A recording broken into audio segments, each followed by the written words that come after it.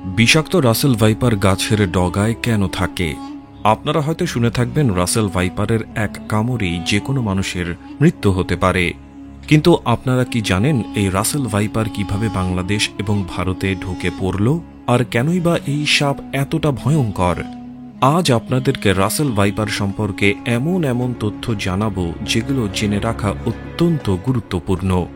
সবচেয়ে অবাক করা বিষয় হলো অন্যান্য সাপ ডিম থেকে বাচ্চা উৎপাদন করলেও রাসেল ভাইপার এমন একটি সাপ যেটি ডিম থেকে নয় বরং সরাসরি বাচ্চা দেয়।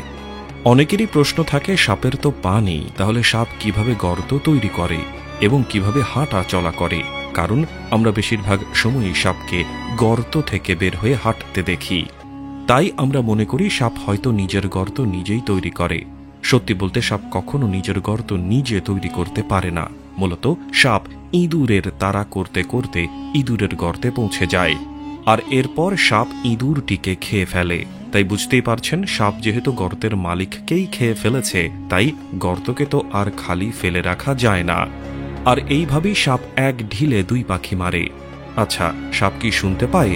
কারণ এদের তো কোনো কান নেই। এটা শুনে আপনি হয়তো নিশ্চয়ই ভাবছেন, যদি সাপ শুনতেই না পায় তাহলে শব্দ শুনে তারা কিভাবে রিয়্যাক্ট করে। তো চলুন এবারের রহস্য উন্মোচন করা যাক। আসলে সাপের চোয়ালে এক বিশেষ প্রকার হাড় থাকে যেটাকে কোয়াডেক কোড বলা হয়ে থাকে। হ্যাঁ, সাপ এই হাড় দিয়েই যে কোনো শব্দ অনুভব করতে পারে। কাজেই এই হাড় কানের বিকল্প হিসেবে কাজ করে। বন্ধুরা, ভিডিওটিতে একটি লাইক দিয়ে দিন এবং চ্যানেলটি সাবস্ক্রাইব করে দিন। যারা যারা রাসেল ভাইপার থেকে রক্ষা পেতে চান সকলেই কমেন্টে লিখুন আমিন।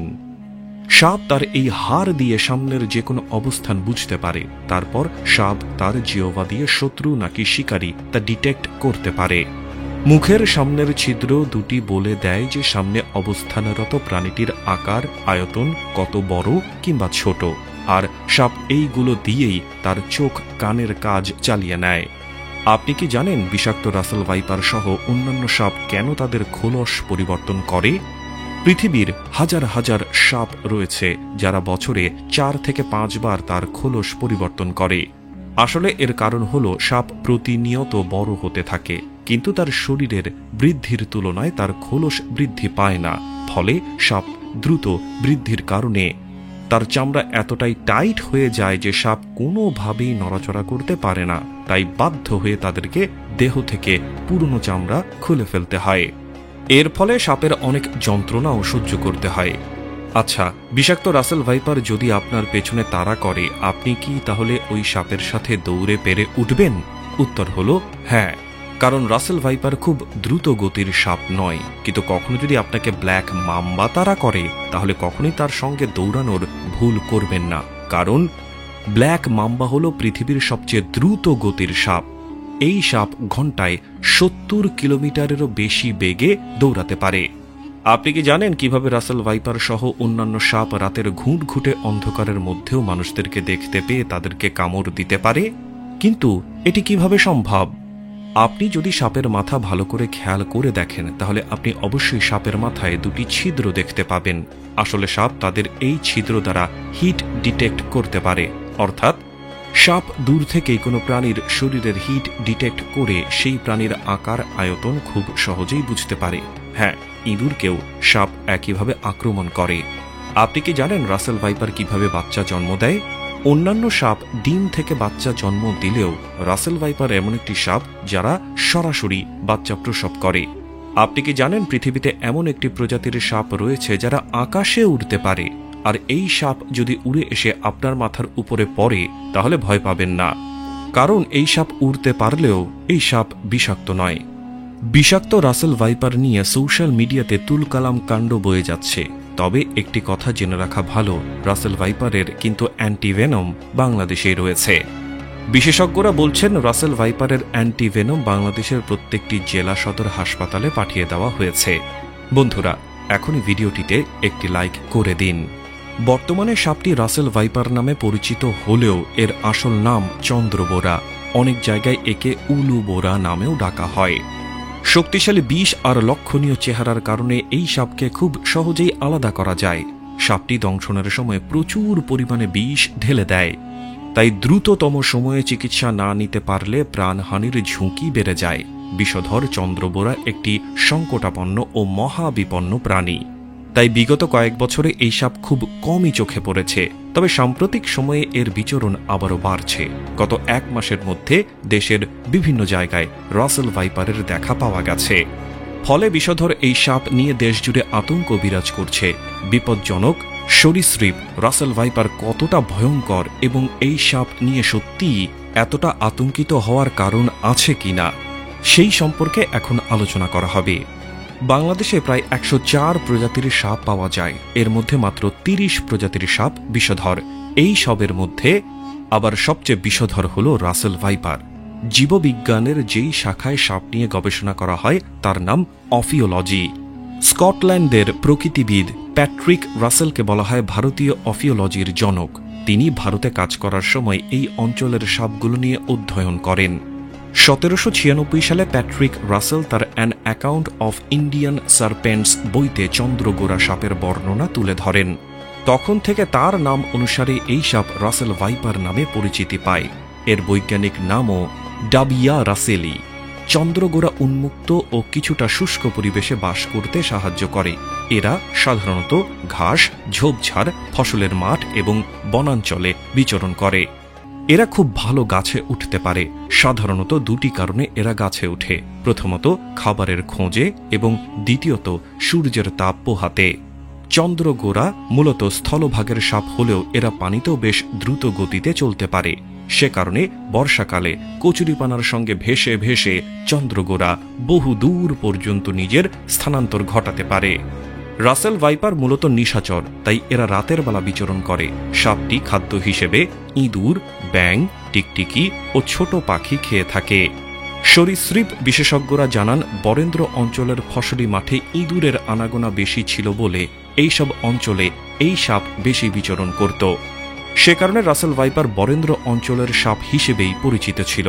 বর্তমানে পদ্মা অববাহিকা ধরে দক্ষিণাঞ্চলের অনেক জেলায় চন্দ্রগোরা বিস্তৃতি হচ্ছে। বন্ধুরা, এখন পর্যন্ত ভিডিওটিতে লাইক না করে থাকলে এখনই একটি লাইক দিয়ে দিন। রাসেল ভাইপার শুধু বাংলাদেশে নয়, Bharat, Pakistan, Nepal, Bhutan, Sri Lanka, Myanmar, Thailand, Cambodia, Indonesia, Taiwan এবং চীনেও দেখতে পাওয়া যায়। ভারতের যত লোক সাপের কামড়ে মারা যায় তাদের অধিকাংশই চন্দ্রবোরার দংশনের শিকার হয়। রাসেল ভাইপারের গায়ে চাঁদের মতো দাগ থাকার কারণে এদের নাম হচ্ছে চন্দ্রবোরা। চন্দ্রবোরার দেহ মোটাসোটা, লেজ ছোট ও সরু। এরা সাধারণত বাদামি, তামাটে, হলদে বা মাটির রঙের হয়ে থাকে। প্রাপ্তবয়স্ক রাসেল ভাইপার সাপ সাধারণত 4 ফুট লম্বা হয়। তবে এদের শরীর লেজ সহ সর্বোচ্চ 5.5 থেকে 6 ফুট পর্যন্ত লম্বা হতে পারে। চন্দ্রবোরার মাথা চ্যাপ্টা ত্রিভুজ আকৃতির। এই ভাইপারের শক্তিশালী দেহ সুবিন্যস্ত শক্ত আঁশ দ্বারা আবৃত। এর এক ধরনের হিস জাতীয় শব্দ তৈরি করে এবং এদের শব্দ অন্য যে কোনো সাপের চেয়ে অনেক বেশি তীব্র। রাসেল ভাইপারের সিরিঞ্জের মতো 2টি দাঁত আছে। সাধারণত এইসব দাঁত 6 মিলিমিটার লম্বা হয়, যা প্রায় 1 ইঞ্চির 4 ভাগের 1 ভাগের সমান। সাপের বয়সের সাথে সাথে এর দাঁতের আকারও বৃদ্ধি পেতে থাকে। কোনো সাপের দাঁত কতটুকু লম্বা হবে তা অনেকটাই নির্ভর করে তার শরীর এবং মাথার গঠন আকারের উপর। প্রাপ্তবয়স্ক একটি চন্দ্রবোরার তীক্ষ্ণ সূচের মতো এইসব দাঁত 1/2 থেকে 1 ইঞ্চি পরিমাণও লম্বা হতে পারে। সবচেয়ে মারাত্মক বিষয় হল রাসেল ভাইপার তার 2টি দাঁত পৃথকভাবে যে কোনো দিকে ঘুরাতে পারে। সেই সাথে এরা এদের মুখ প্রায় 180 ডিগ্রি পর্যন্ত খুলতে পারে। সেই কারণে এরা এদের দাঁত দিয়ে যে কোনো দিকে এদের সুবিধামতো কামড় বসাতে পারে। রাসেল ভাইপারের বিষ পৃথিবীর সবচেয়ে বিষধর সাপগুলোর মধ্যে অন্যতম। সাপের শরীরের আকারের সাথে বিষের পরিমাণ নির্ভর করে। সাপ যত বড় হবে তার শরীরে বিষের পরিমাণও তত বেশি থাকবে। এই সাপ যখন কাউকে কামড়ায় তখন এর বিষ গ্রন্থি থেকে বিষ নিঃসরিত হয়ে দাঁতের মাধ্যমে শিকারের শরীরে প্রবেশ করে। এর মাত্র 1 সেকেন্ডের মধ্যেই শিকারকে কামড় দিতে পারে। বিষক্রিয়া শুরু হওয়ার পর শরীরের বিভিন্ন জায়গা থেকে রক্ত বের হওয়া শুরু হতে পারে, কিডনি বিকল হতে পারে, স্নায়ু অবশ হয়ে ফুসফুসের কার্যকারিতা হারিয়ে যেতে পারে, এমনকি হার্ট অ্যাটাকেরও ঝুঁকি থাকে। রাসেল ভাইপার কামড়ানোর পর থেকে শরীরে তীব্র টনটনে ব্যথা অনুভব হতে থাকে। সাপ কামড়ানোর 15 মিনিট পর থেকে আক্রান্ত স্থান ফুলতে শুরু করে। আক্রান্ত ব্যক্তির চোখের পাতা ভারী হয়ে আসে এবং চোখ ঝাপসা দেখতে শুরু করে। এর বাইরেও ভাইপারের বিষ শরীরের মধ্যে নানান ধরনের জটিলতা তৈরি করতে পারে। চন্দ্রবোরা কামড়ালেই যে মানুষ মারা যাবে বিষয়টি তেমন নয়, তবে সাপে কামড়ানোর শিকার হলে বেশ কিছু সতর্কতা অবলম্বন করতে হবে। সাপে কামড়ানোর পর বেশি নড়াচড়া করা যাবে না। বিশেষ করে শরীরের যে অংশে সাপ দংশন করেছে খেয়াল রাখতে হবে সেই অংশটি যেন কিছুতেই নড়াচড়া করানো না হয়। চিকিৎসকরা বলেন সাপ দংশন করার উপরে এবং নিচে কাঠি দ্বারা বেঁধে রাখতে হবে যাতে করে বিষ শরীরে ছড়িয়ে না পড়ে। সেই সাথে হাতে কোনো আংটি, চুড়ি, ব্রেসলেট পরা থাকলে তা খুলে ফেলতে হবে। সাপ কামড়ানোর পর আতঙ্কিত হওয়া যাবে না। রাগান্বিত হয়ে সাপকে ধরার জন্য সাপের পিছে দৌড়ানো যাবে না। সাপে কামড়ানো ব্যক্তিকে আশ্বস্ত করতে হবে। রাসেল ভাইপারের কামড়ে মানুষ সাথে সাথে মারা যায়, এই ধারণাটিও গুজব। এই সাপে কামড়ানোর ন্যূনতম 3 দিনের মধ্যে কেউ মারা যায় না। এমনকি রাসেল ভাইপারের কামড় খাওয়ার পর 15 দিন পর্যন্ত বেঁচে থাকারও নজির আছে। তাই বলে দেরি করে চিকিৎসা নেওয়ার কোনো সুযোগ নেই। আক্রান্ত ব্যক্তিকে দ্রুত করে হাসপাতালে নিতে হবে। রাসেল ভাইপার কামড়ালেই মানুষ মারা যায় না। সতর্কতা অবলম্বন করে সঠিক সময়ে চিকিৎসা নিতে পারলে দ্রুত সুস্থ হয়ে ওঠা সম্ভব।